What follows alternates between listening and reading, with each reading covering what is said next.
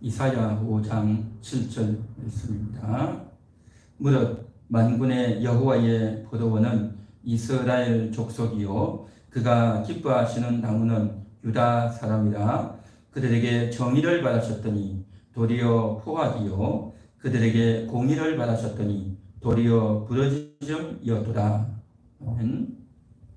하나님께서 지금 선지자 이사야를 통해서 유다 나라의 이스라엘 백성들에게 경고하고 있는 하나님의 안타까운 심정을 토로하고 있는 그러한 말씀입니다. 하나님께서 한 사람 아브라함을 불러서 그 아브라함이 이삭을 낳고 야곱을 낳고 12아들들을 통해서 이제 많은 사람들이 번성하고 또 이제 많은 자녀를 낳아서 한 민족이 되도록 그렇게 해주셨습니다.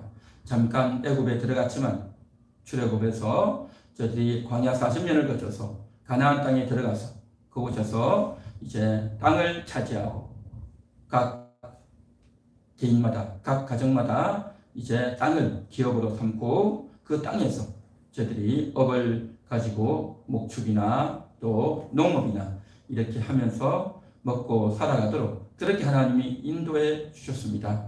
그러면서 이제 아브라함을 통해서 한 나라를 만들 것이다. 한 민족을 만들 것이다.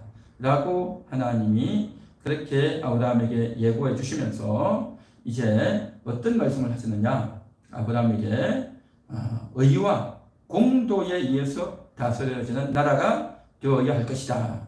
그렇게 하나님이 말씀하셨습니다. 이 말씀을 한 시점은 소돔과 고모라를 멸망시키기 직전이었습니다.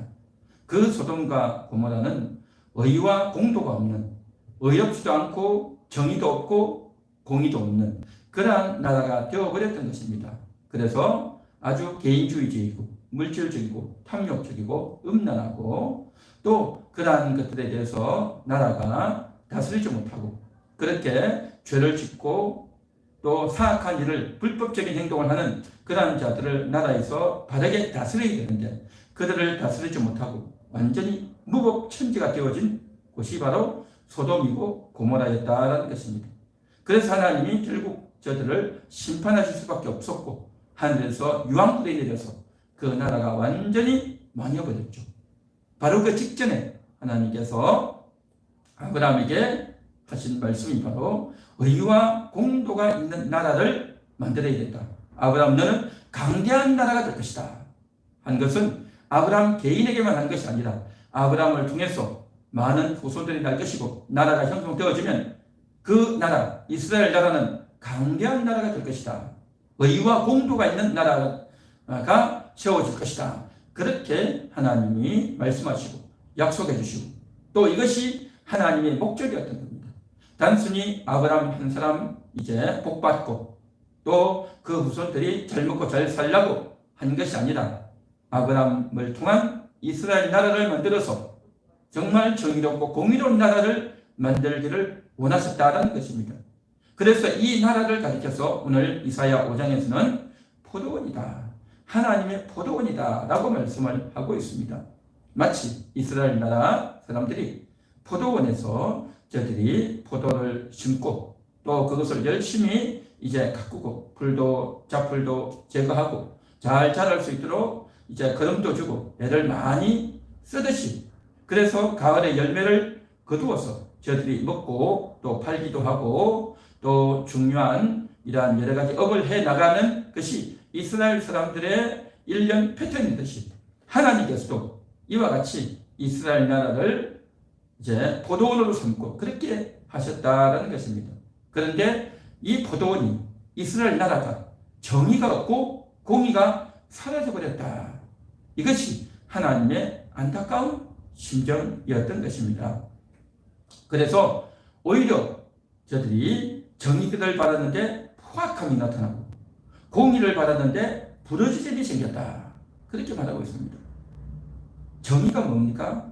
잘못한 자가 있으면 남의 것을 훔치고 살인, 간음, 도적질, 거짓말 하는 자가 있으면 그러한 자들을 이제 더 이상 그 일을 하지 못하도록 가려주고 막아주고 처벌을 해서 다른 사람들이 더 이상 피해를 보지 못하도록 그것을 막아주는 것, 이게 바로 정의이고 그게 바로 나라를 올바르게 다스리는 것 아니겠습니까?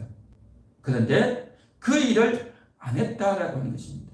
이것은 참으로 심각한 사건이고 정말 있어서는 안 될 그런 문제였다는 겁니다. 그래서 이스라엘 나라를 가리켜서 이제 포악하게 되었다. 오히려 그러한 것들을 뺏기니까 또 어려움을 당하니까 국민들이 가만히 있겠습니까? 억울하다 그러고 돌려달라 그러고 또 정말 내가 억울한데 왜 저 사람이 그것을 차지해야 되느냐라고 항의를 하고 강하고 거칠게 이야기를 하지 않겠습니까? 그런데 그렇게 말하는 사람을 오히려 억누르고 짓밟아서 정말 포악하게 상대를 해버린단 말이죠.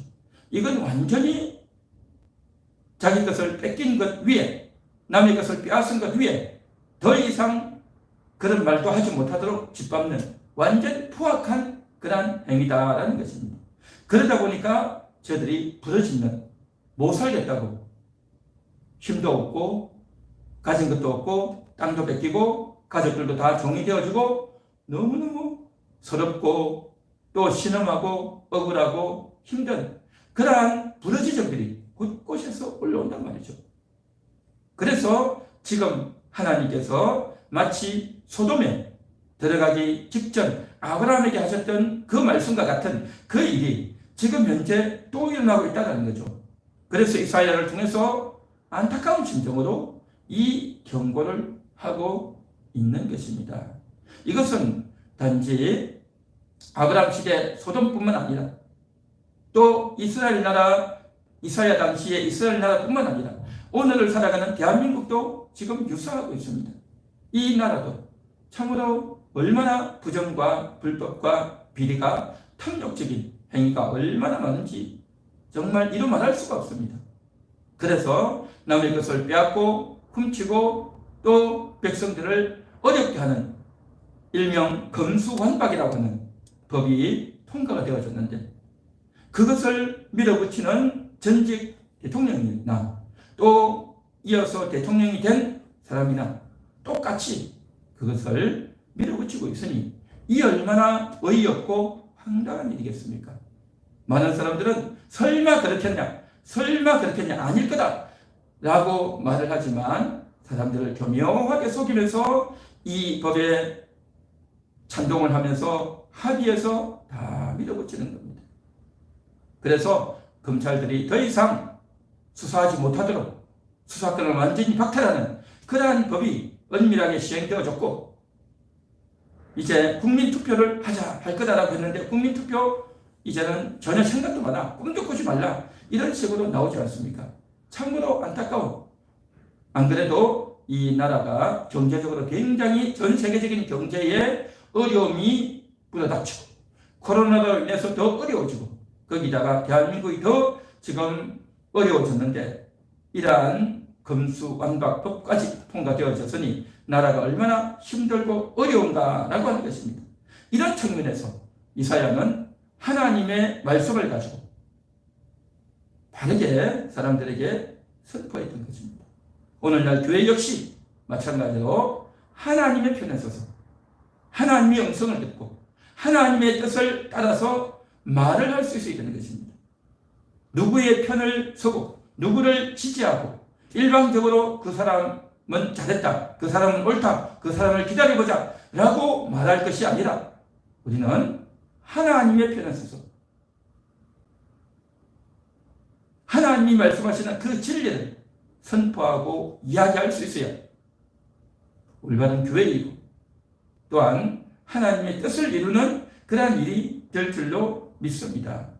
그래서 오늘 이 시간 참으로 미약하고 부족하지만 오늘 이 시간 저희가 이렇게 이야기를 하고 또 함께 기도하기를 원하는 것은 한국교회가 이 일에 한쪽의 편을 들 것이 아니라 우리는 하나님 편에 서서 하나님의 뜻을 따라서 정의와 공의가 사라진 이러한 현실 앞에서 이사야 5장에 나와 있는 이 말씀의 현실이 오늘날 대한민국의 현실이고 결국 이스라엘 나라가 정의와 공의를 버림으로 말미암아서 얼마나 많은 사람들이 피눈물을 흘리고 집을 잃고 억울하게 살았냔 말이죠. 너무 가난하고 학대받고 시달리다 보니 결국 그 학대받고 시달리는 자들을 위해서 높은 권력을 가진 자들을 하나님께서 다 쫓아내지 않습니까? 저들이 다 포로가 돼서 끌려가고 다 전쟁이 돼서 죽고 없어지는, 그래서 이제 이 가난한 자들, 이 연약한 자들이, 이 어린 양들이 부자의 땅을 차지하는 그러한 일이 벌어질 것이다. 부자의 밭에서 풀을 먹을 것이다 라고 17절에 말씀하고 있는 그 현상이 일어났던 것입니다.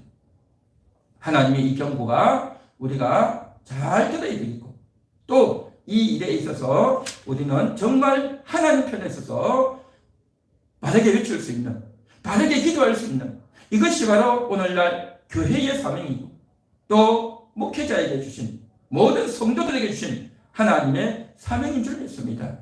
한국 사회가, 하나님이 세워주신 이 대한민국, 공산당들의 공격 가운데서도, 그 어려운 가운데서도 나라가 세워졌고 발전해서 왔는데, 불과 한 70여 년 만에 이렇게 탐욕스럽고 또 부정과 부패로 인해서 무너져가는 이러한 상황 가운데서 우리가 과연 어떻게 해야 될 것인가?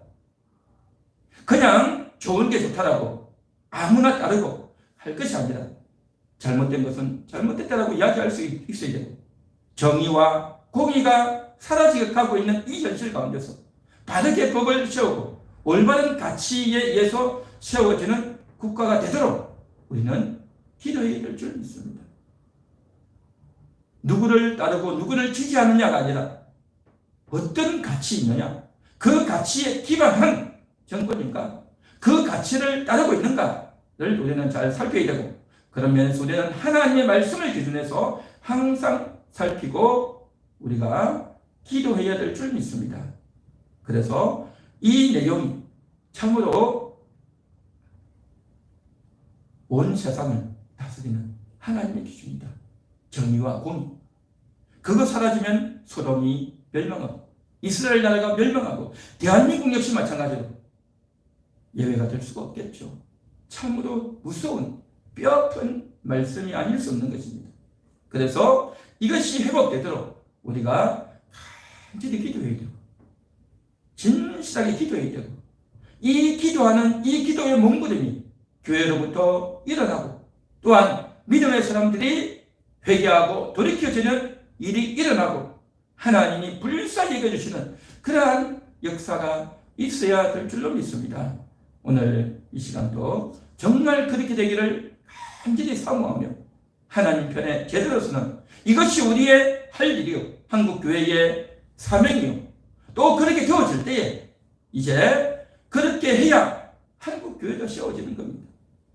이스라엘 나라가 있어야 성전이 세워지는 거고, 성전이 있어야 하나님을 예배할 수 있는 것과 마찬가지로, 성전이 붕괴되니, 예루살렘이 무너지니, 이스라엘 나라가 무너지니 여호와 신앙을 제대로 존속하기가 어려웠던 겁니다.